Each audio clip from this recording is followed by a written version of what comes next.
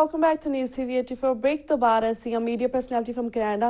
ਸਰਦਾਰ ਹਰਪ੍ਰੀਤ ਸਿੰਘ ਜੀ ਨਾਲ ਗੱਲਬਾਤ ਕਰਾਂਗੇ ਜਿਹੜੇ ਕਿ ਇਸ ਵੇਲੇ ਸਾਡੇ ਫੋਨ ਲਾਈਨ ਤੇ ਜੁੜ ਚੁੱਕੇ ਨੇ। ਜੀ ਵੀਰ ਜੀ, ਵਾਹਿਗੁਰੂ ਜੀ ਕਾ ਖਾਲਸਾ ਵਾਹਿਗੁਰੂ ਜੀ ਕੀ ਫਤਿਹ। ਵਾਹਿਗੁਰੂ ਜੀ ਕਾ ਖਾਲਸਾ ਵਾਹਿਗੁਰੂ ਜੀ ਕੀ ਫਤਿਹ। ਜੀ ਬਹੁਤ ਬਹੁਤ ਧੰਨਵਾਦ ਜੋ ਸਰੋਤਿਆਂ ਦੇ ਤੇ ਔਰ ਦਰਸ਼ਕਾਂ ਦੇ ਤੁਸੀਂ ਰੂਬਰੂ ਕਰਦੇ ਹੋ। जी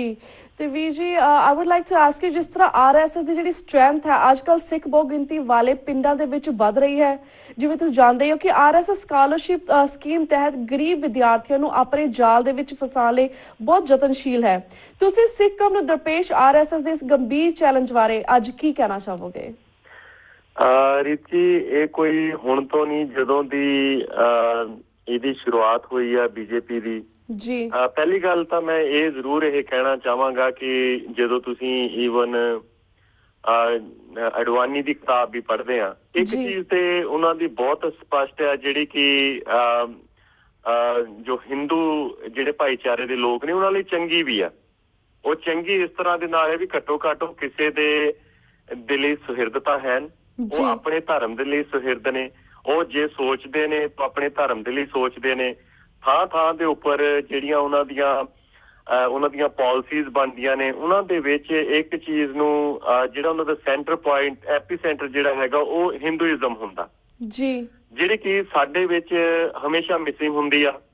ਸਾਡੇ ਵਿੱਚ ਇੱਕ ਇਨਫੀਰੀਅਰਿਟੀ ਕੰਪਲੈਕਸ ਜਿਹੜਾ ਹਮੇਸ਼ਾ ਹਾਵੀ ਰਹਿੰਦਾ, ਜਿਹੜਾ ਅਹਿਸਾਸੇ ਕਮਤਰੀ ਸਾਡੇ ਉੱਤੇ ਜਿਹੜਾ ਹੈਗਾ ਉਹ ਹਾਵੀ ਰਹਿੰਦਾ ਜੀ, ਕਿ ਅਸੀਂ ਆਪਣੇ ਆਪ ਨੂੰ ਸਵਾਲ ਦਾ ਧੁਰਾ ਬਣਾ ਕੇ ਅੱਗੇ ਪੇਸ਼ ਕਰਦੇ ਹਾਂ। ਹਰ ਇੱਕ ਚੀਜ਼ ਨੂੰ ਅਸੀਂ ਆਪਣੇ ਉੱਤੇ ਲੈ ਕੇ ਉਹ ਪੇਸ਼ ਕਰਦੇ ਹਾਂ ਕਿ ਇੱਕ ਡਿਫੈਂਸਿਵ ਮੋਡ ਦੇ ਵਿੱਚ,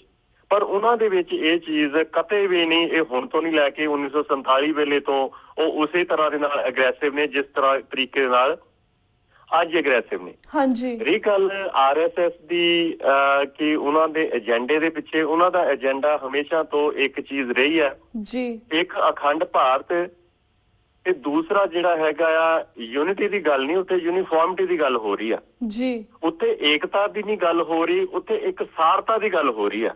ਇੱਕ ਸਾਰਤਾ ਦਾ ਮਤਲਬ ਇਹ ਹੈਗਾ ਕਿ ਇੱਕ ਬੋਲੀ ਹੋਵੇ, ਇੱਕ ਧਰਮ ਹੋਵੇ, ਇੱਕ ਕਲਚਰ ਹੋਵੇ, ਇੱਕ ਸੰਸਕ੍ਰਿਤੀ ਹੋਵੇ। ਹੁਣ ਤੋਂ ਨਹੀਂ, ਜਦੋਂ ਤੋਂ 1947 ਤੋਂ ਉਹਨਾਂ ਦੀ ਹੋਂਦ ਦੇ ਵਿੱਚ, 1947 ਤੋਂ ਪਹਿਲਾਂ ਹੋਂਦ ਦੇ ਵਿੱਚ ਆਏ ਨੇ, ਬਟ 1947 ਜਿਹੜਾ ਉਸ ਅਖੌਤੀ ਸਟੇਟ ਦੀ ਆਜ਼ਾਦੀ, ਉਹ ਤੋਂ ਬਾਅਦ ਜਿਹੜੀ ਉਹਨਾਂ ਦੀ ਇੱਕ ਕਾਰਜ ਕੰਮ ਕਰਨ ਦੀ ਜਿਹੜੀ ਇੱਕ ਪ੍ਰਵਿਰਤੀ ਸੀ, ਕੰਮ ਕਰਨ ਦਾ ਉਹਨਾਂ ਦਾ ਇੱਕ ਤਰੀਕਾ ਸੀ, ਤੌਰ ਤਰੀਕਾ, ਉਹਨਾਂ ਦੇ ਵਿੱਚ ਉਦੋਂ ਤੋਂ ਲੈ ਕੇ ਇਹ ਇਨਕਲੂਡਡ ਹੈਗੀ ਹੈ। ਹਾਂਜੀ, ਹੁਣ ਜਿਹੜੀ ਹੈਗੀ ਆ ਕਿ BJP ਜਿਹੜਾ ਹੈਗਾ ਉਹ ਕਿਸ ਤਰੀਕੇ ਨਾਲ ਚੈਲੰਜ ਹੈ, ਚਾਹੇ ਉਹਨਾਂ ਦੀਆਂ ਮਜ਼ਦੂਰ ਕਮੇਟੀਆਂ ਨੇ, ਚਾਹੇ ਉਹਨਾਂ ਦੀਆਂ ਸਟੂਡੈਂਟਸ ਯੂਨੀਅਨਸ ਨੇ, ਚਾਹੇ ਜਿਵੇਂ ਸਿੱਖ ਸੰਗਤ ਹੈਗੀ, ਰਾਸ਼ਟਰੀ ਸਿੱਖ ਸੰਗਤ ਹੈਗੀ ਆ, ਰਾਸ਼ਟਰੀ ਸਵੰਗ ਸੇਵਕ ਹੈਗੀ ਆ, ਹਾਂਜੀ,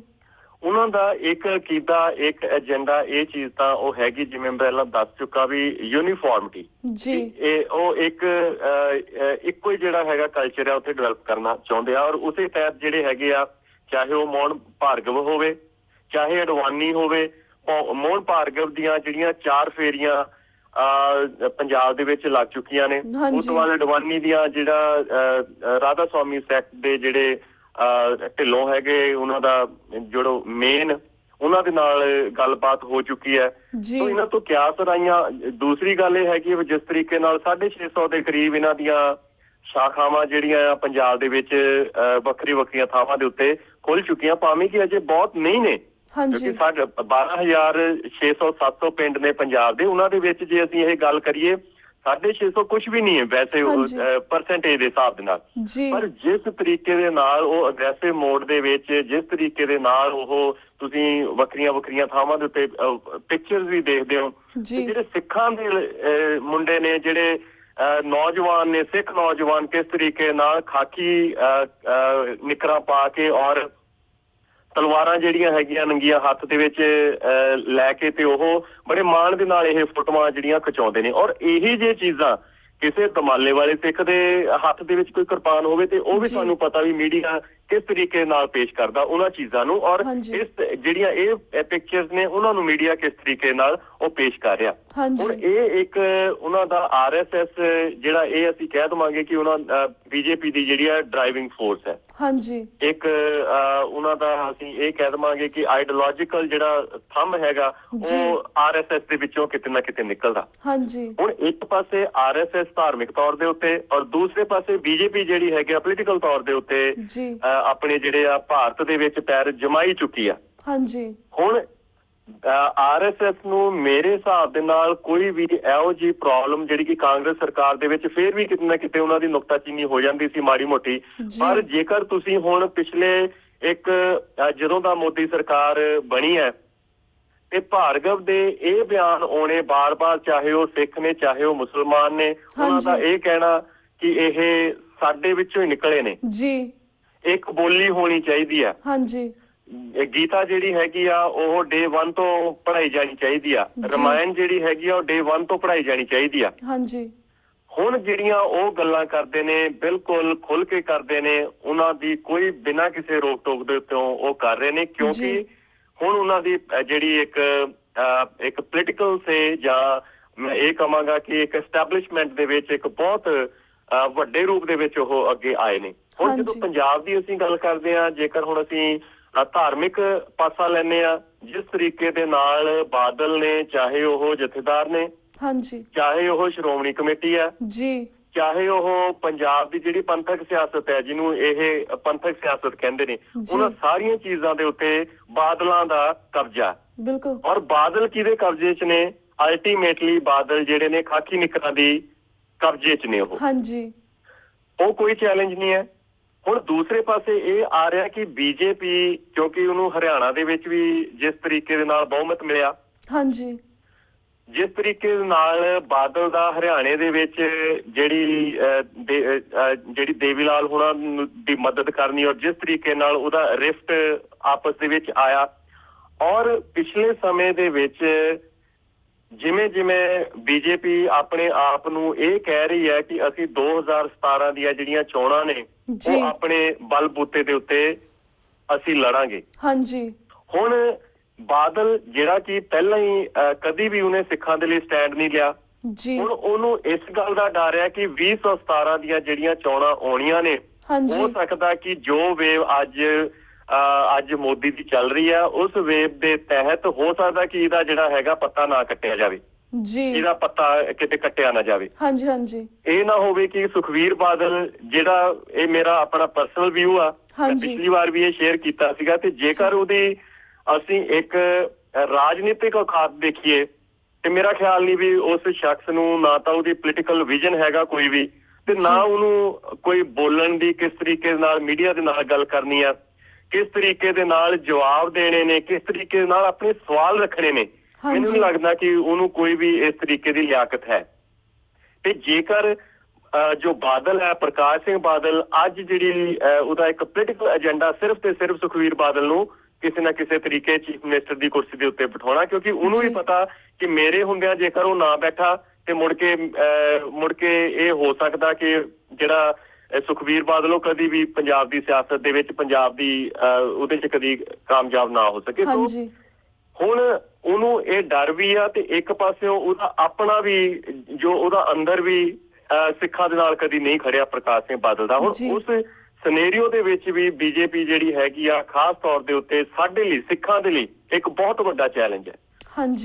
ਜਿਸ ਤਰੀਕੇ ਦੇ ਨਾਲ ਹੁਣ BJP ਨੇ, ਚਾਹੇ ਉਹ ਜਿਹੜੇ ਦਲਿਤ ਵੋਟਾਂ ਨੇ, ਚਾਹੇ ਜਿਹੜੀਆਂ ਕਾਂਗਰਸ ਨੂੰ ਜਿਹੜੀਆਂ 40.90 ਜਿਹੜੀਆਂ ਵੋਟਾਂ ਸੀਗੀਆਂ ਉਹ ਪਿਛਲੇ ਸਮੇਂ ਦੇ ਵਿੱਚ ਪਈਆਂ ਨੇ, ਪਰ ਹੁਣ ਕਿਉਂਕਿ ਕਾਂਗਰਸ ਬਿਲਕੁਲ ਕਿਨਾਰੇ ਦੇ ਉੱਤੇ ਆ ਗਈ ਹੈ, ਹੁਣ BJP ਨੂੰ ਵੀ ਇਹ ਚੀਜ਼ ਲੱਗ ਰਹੀ ਹੈ ਕਿ ਸਿੱਖ ਜਿਹੜੇ ਨੇ ਉਹ ਵੀ ਬਾਦਲ ਤੋਂ ਪਿੱਛੇ ਹਟ ਰਹੇ ਨੇ, ਕਿਉਂਕਿ ਬਾਦਲ ਦੇ ਜਿਹੜੇ ਇਹ ਏਜੰਡੇ ਸੀ, ਬਾਦਲ ਦੀਆਂ ਜਿਹੜੀ ਪੋਲੀਟੀਕਲ ਮੈਨੀਫੈਸਟੋ ਜਿਹੜਾ ਉਹ ਤਿਆਰ ਕਰਦਾ ਸੀ, ਉਹਦੇ ਵਿੱਚ ਜਿੱਦਾਂ ਚੰਡੀਗੜ੍ਹ ਦੇ ਮਸਲੇ ਹੋਏ, ਬੋਲੀ ਦੇ ਮਸਲੇ ਹੋਏ, ਜਿਹੜਾ ਰਾਜੀਵ ਲੌਂਗੋਵਾਲ ਦੇ ਸਮਝੌਤੇ ਹੋਏ, ਕਿਉਂਕਿ ਮੋਸਟਲੀ ਇਹਨਾਂ ਸਲੋਗਨਸ ਦੇ ਉੱਤੇ ਹੀ ਸਿੱਖ ਵੋਟਾਂ ਨੂੰ ਹਾਸਲ ਕਰਦਾ ਸੀ। ਪਰ ਉਹ ਜਿਹੜੀਆਂ ਚੀਜ਼ਾਂ ਨੇ ਉਹ BJP ਹਥਿਆਉਣਾ ਉਹਨਾਂ ਨੇ ਸ਼ੁਰੂ ਕਰ ਲਿਆ। ਭਾਵੇਂ ਕਿ ਆਪਸ ਦੇ ਵਿੱਚ ਬੀਜੇਪੀ ਦੇ ਵਿੱਚ ਵੀ ਬਹੁਤ ਸਾਰੀਆਂ ਆਪਾ ਵਿਰੋਧੀ ਜਿਹੜੇ ਬਿਆਨ ਉਹ ਆ ਰਹੇ ਨੇ, ਚਾਹੇ ਜੋ ਹੁਸ਼ਿਆਰਪੁਰ ਤੋਂ ਜਿਹੜੇ ਸੰਸਦ ਜਿੱਤੇ ਨੇ ਮਿਸਟਰ ਅਜੇ, ਉਹਨਾਂ ਨੂੰ ਕੈਬਨਿਟ ਮਿਨਿਸਟਰ ਵੀ ਬਣਾਇਆ ਗਿਆ। ਜੇ ਅਸੀਂ ਉਹਨਾਂ ਨੂੰ ਪਿਛਲੇ ਹਫ਼ਤੇ ਦੀ ਗੱਲ ਕਰਦੇ ਹਾਂ ਤੇ ਉਹਨਾਂ ਦਾ ਵਿਚਾਰ ਇਹ ਸੀ ਕਿ ਅਸੀਂ 2017 ਦੀਆਂ ਜਿਹੜੀਆਂ ਚੋਣਾਂ ਉਹ ਆਪਣੇ ਬਲਬੂਤੇ ਦੇ ਉੱਤੇ ਲੜਾਂਗੇ। ਜੇਕਰ ਅਸੀਂ ਕੱਲ ਦਾ ਬਿਆਨ ਉਹਨਾਂ ਦਾ ਦੇਖਦੇ ਹਾਂ ਤੇ ਉਹਨਾਂ ਨੇ ਇਸ ਚੀਜ਼ ਨੂੰ ਇਹ ਕਹਿ ਦਿੱਤਾ ਕਿ ਠੀਕ ਹੈ, ਹਰੇਕ ਪਾਰਟੀ ਦੇ ਵਿੱਚ ਜਿੱਥੇ ਵੀ ਇੱਕ ਅਲਾਇੰਸ ਹੁੰਦਾ, ਜਿੱਥੇ ਵੀ ਅਲਾਇੰਸ ਜੁੜਦੇ ਨੇ ਉਹ ਤਾਂ ਜੁੜਦੇ ਨੇ ਕਿਉਂਕਿ ਉਹਨਾਂ ਦੇ ਵਿੱਚ ਵਿਚਾਰਾਂ ਦੇ ਮਤਭੇਦ ਹੁੰਦੇ ਨੇ। ਜੇਕਰ ਵਿਚਾਰਾਂ ਦੇ ਮਤਭੇਦ ਨਾ ਹੋਣ ਤੇ ਉਹ ਇੱਕ ਹੀ ਪਾਰਟੀ ਦੇ ਵਿੱਚ ਉਹ ਆਏ ਹੋਣਗੇ। ਔਰ ਇਸੇ ਤਰੀਕੇ ਨਾਲ ਜੇ ਤੁਸੀਂ ਇਹਨਾਂ ਦੇ ਲੋਕਲ ਜਿਵੇਂ ਤਰਨਤਾਰਨ ਦੇ ਵਿੱਚ ਜਿਹੜੀਆਂ ਮਿਊਨਿਸਪਲ ਕਾਰਪੋਰੇਸ਼ਨ ਦੀਆਂ ਜਿਹੜੀਆਂ